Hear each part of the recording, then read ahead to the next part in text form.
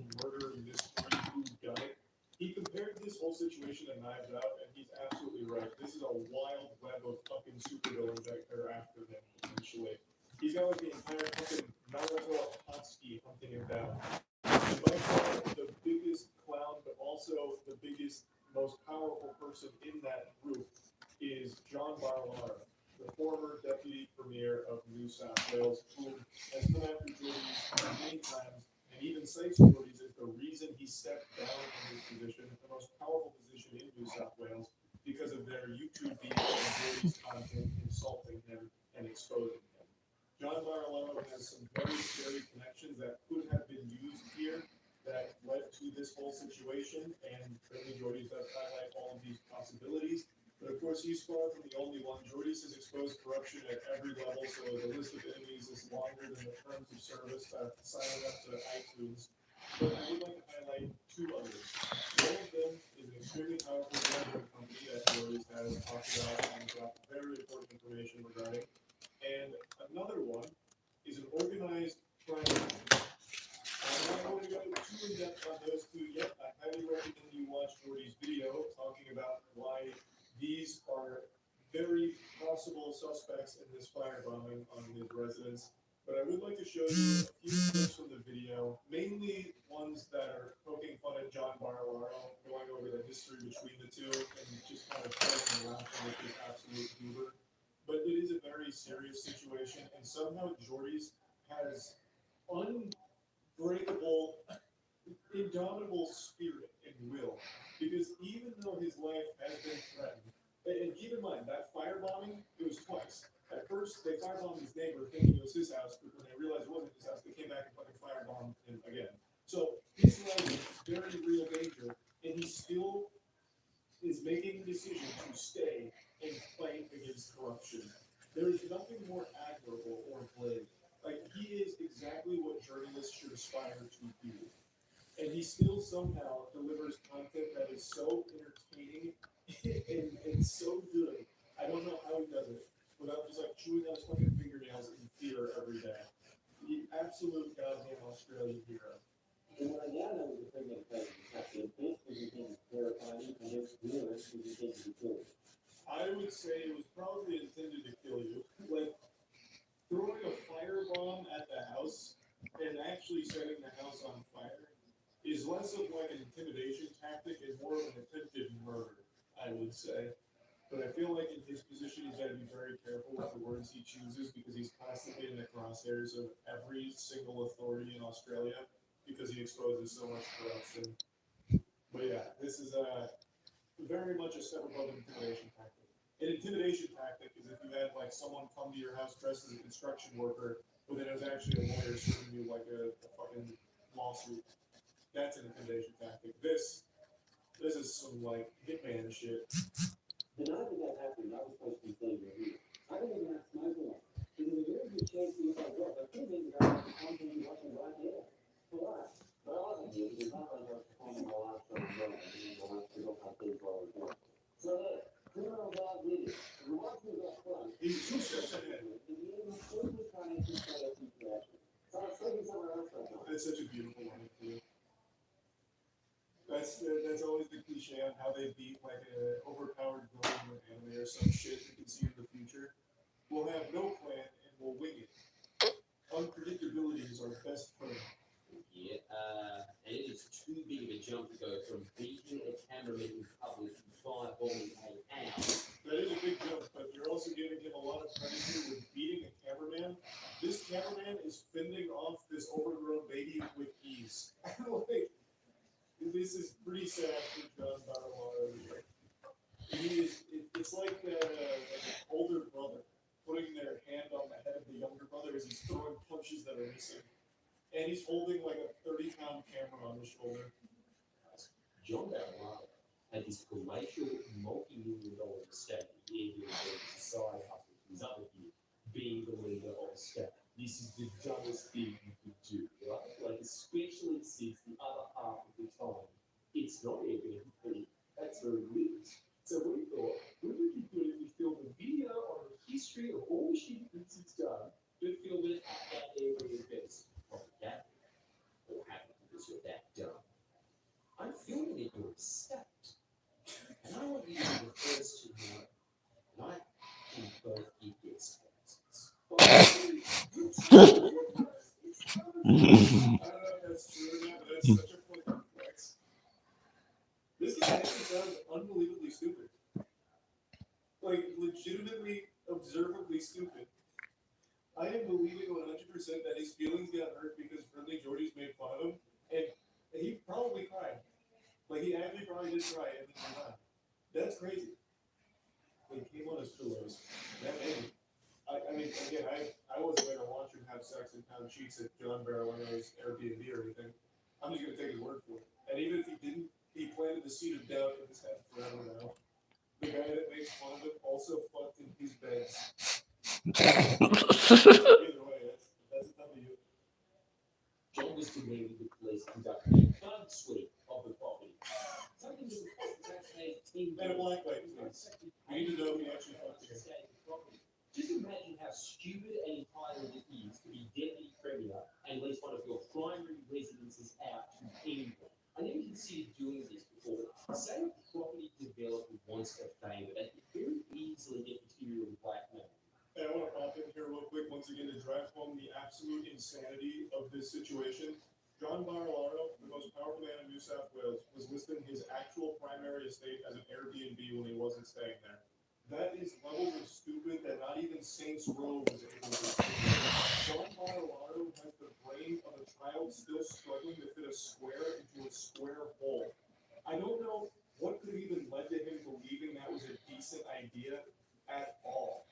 Like, maybe it's 30, 40 years of eating chips and boofing asbestos. Like, I don't know. Like, how he could have thought in his position that listing his actual residency as an Airbnb was smart. As Jordy does list, there was a lot worse shit that could have come from this. Shit could have been planted in his estate that would have gotten him into huge legal trouble, blackmail. It could have been bugged. Like, there was so much that could have happened here because he lists it as a fucking Airbnb. Honestly, John's lucky Jordy's was the one to do this because it could have been so much worse. He got off easy by the only thing scandalous happening in his estate was Jordy's slamming hand in his bed. Like, he could have found himself in much, much, much bigger trouble. In another video, I told Barry he attempted to ask him about surrounding him and extramarital affairs. Turns out, John's intimate relationships would eventually come under Oh no, John! That's a story for another day. I didn't know this at the time, but these videos caused John's office to contact the New South Wales Police Force just days after their release. Specifically, the Counter-Terrorism and Special Tactics Command. God, what a flex. You grilled a man's cheeks so hard that he called in the Counter-Terrorism and Special Tactics Command, fucking Jack Bauer, had to be put on your case because you bullied this guy's feelings so hard. Jesus Christ. Now I think he fucked someone that's not his wife. Now, I mean, I know nothing about him or the case, but now because he called in fucking CTU to counterterrorism unit, now I think he absolutely cheated on his wife. He went too hard to prove he didn't. Now I feel like he's covering something up. You see, you gotta, there's a fine line between like a proper response and an overkill. And when you reach overkill, you're basically already guilty. Oh, no, John. The defamation lawyers drafted up this absolute detail all of John's grievances with the videos I made, including that I called him a reason to spread. That was too far. Everyone knew that's not true. The lines they were pretty quiet. Seeing insults in writing on a legal document is crazy. He was going to make fun of them. So we've been served. And what they gave us, in my honest opinion, was another one of the shit.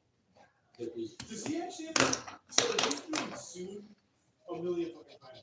Does he actually ever have to even defend himself, or does he get thrown out quickly?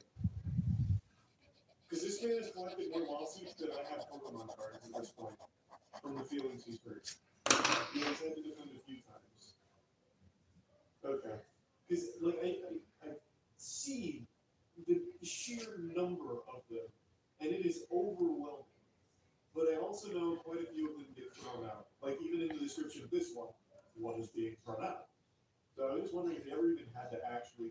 himself, or they eventually just solve it. Then on the 4th of June 2021, Christo walked out to view. Oh,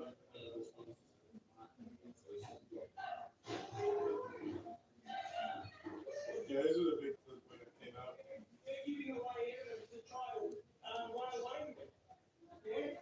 What's happening? They're just fighting him.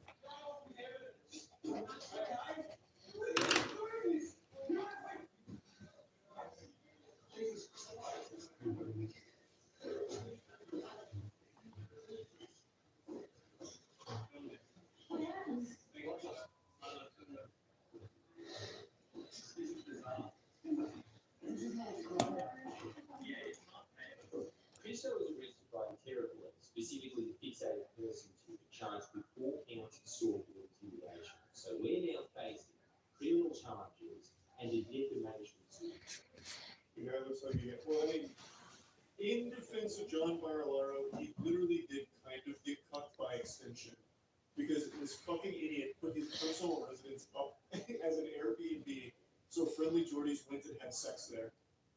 Like, his estate got cut. So, of course, he's going to be sad forever. I'll briefly give a little context here. Geordie's producer got arrested on completely bogus dog shit by the goddamn fucking counter-terrorist unit, like super soldiers meant to actually go after the terrorists and shit. And all of the hurt feelings and Geordie's and his team exposing corruption.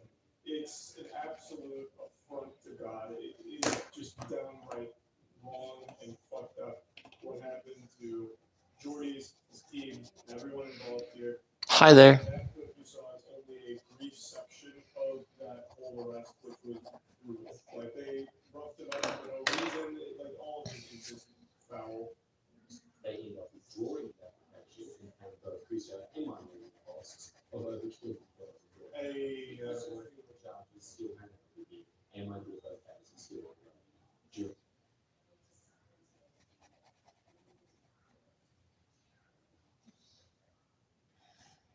During this time, Barilaro also decided to publicly announce his intention to resign from politics, basically saying, I forced him to resign.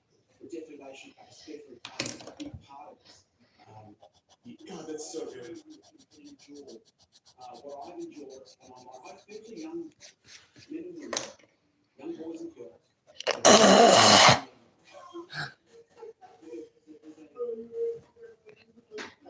Person in the region, and you're crying about YouTubers making fun of you so much that you're quitting your job. That is the weakest, softest shit of all time. Actual 14-year-olds get bullied harder than you do, and you know what they do? Continue on and move forward. You're the most powerful politician in the region, and you grow up in the field position suckling your thumb because a YouTuber called you a greasy squirrel. That is a wild. That is fucking wild. Holy shit. You know what? I actually don't even think it's the mean words that Geordie says against him. I really think when Geordie's fucked at his house because a stupid idiot put his Airbnb or his actual home up for the Airbnb, I think that's what broke him. I think that, like, actually broke his whole soul. I think that was just like this big eureka moment where it's like, wow, I'm a fucking idiot. And he couldn't handle the realization. Like, the self-reflection was too much, overwhelming. So my legal team launches an application Shit, that's got it super claim opposed again by Barilaro, who fights tooth and nail to keep that claim in and keep his federal protections to prevent his own words from being examined in court. And guess what? We win. The judge ruled that it would be more unfair to advise Barilaro of the right to vindicate his reputation. What? What is that sense? Possibly. It's just blatant corruption. So I'm basically stuck in. That needs to be highly scrutinized ASAP. That is so wild. Holy shit. Imagine still being bound by a 1700s ruling to protect a politician from saying something stupid in Parliament. He literally said he could defend himself, but not you. Anything else. In late December of 2021, my university did that that I found in Madison that linked to John Barilaro's email address and personal detail. You know the website that had this like That's so good. 50 years ago. Yes. That was huge. That I can't wait for the reveal. But I just have to once again chime on that. When that Ashley Madison, I don't know how many of you remember that. That caused like actual hysteria for maybe like a week.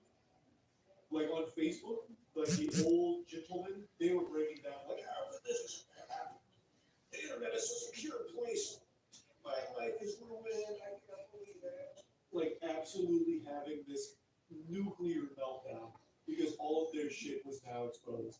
It was amazing. It was fucking amazing. Ashley Madison was a place where married men went for cheating on their wife. That was the whole shtick. That was the whole basis of the site. Because when Cameron went to filming one right regarding this scandal, this happened. I wonder if that was the woman he met on Ashley Madison or if it was his wife. He really didn't tell her. Oh, it was the camera.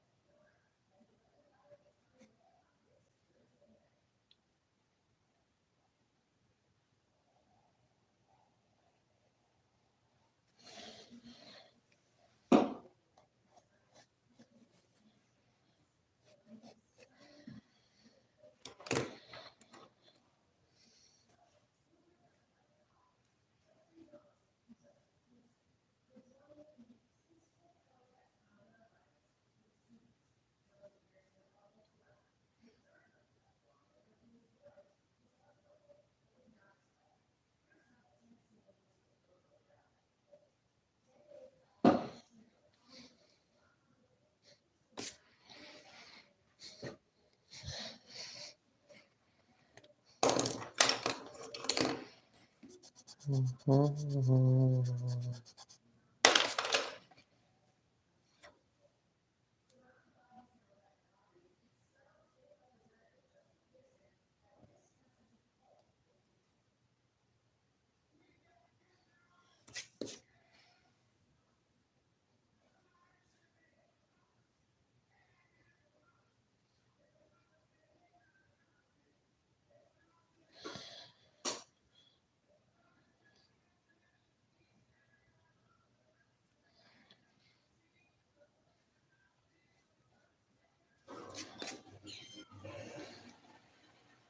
was a Please. The cameraman wins this. John took the most damage. John was the one that hit the blast in here. Cameraman's got 30 pounds of fucking iron on him.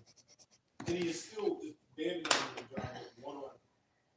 couldn't work for a while, so we're now using our legal fund to pay for a legal action against your on the Let's go. Let's go. Days ago, John's charges were dropped. Oh. Rounds of mental health. How is that an excuse? Wait, what? Does that work in Australia? So let's say assault battery, whatever. You show evidence like, hey, this is really taking a toll on my mental health. Like, I'm really stressed about this. And they'll be like, oh my god, we're so fucking sorry. Holy shit. Okay, we'll drop your case, please. Take all the time you need to recover from the mental burden of this whole ordeal. Oh my god, wow. Is that just like something you can actually do? Like, obviously, assault charges are going to be mentally draining, especially to the super sensitive goofball Darwin. But is that a real defense? Like, my mental health is suffering, please drop it. And then, well, now you said that. It's like in Pirates of the Caribbean with you shot parlay, they just have to stop everything. No, not a thing. He's just super corrupt. Okay, thank God. I'm happy to hear that. Well, I mean, I'm not happy to hear about the corruption. I'm glad to hear this is a real tactic you can employ. Executive Director of large city property development company Coronation Property Co. In August last year, we released an investigation into this developer, which detailed many reports published in again and one of the most violent crime organisations in Australia. Young crime people who are in no way suspects of the crime, but we know right there to ensure they all have very credible alibis. That's terrifying. And that has about 4%, enough to close New South Wales to bring a private prosecution against Tory. So now it made even more enemies. The gambling lobby and anyone that would use them to launder money. Against New South Wales. By the way, this came out the same day from saying in court he was too mentally ill to face assault charges, but well enough to run clubs New South Wales. One of the most scrutinized jobs in the country. Well, the thing is, like, assault charges are a scary thing. That's like a mental ewy. Like, that's yucky. Like, that's scary. That doesn't make me feel good. But being in charge of a massive gambling company, that's a yippee kind of feeling. Like, that's two very different sides of, like, the mental spectrum here. So I totally understand not wanting to go to court to face the assault charges. That is very stressful. This is pleasure. This is fun. I get it. I get it, John. Died to have been thrown in jail. The seventh richest man in Australia.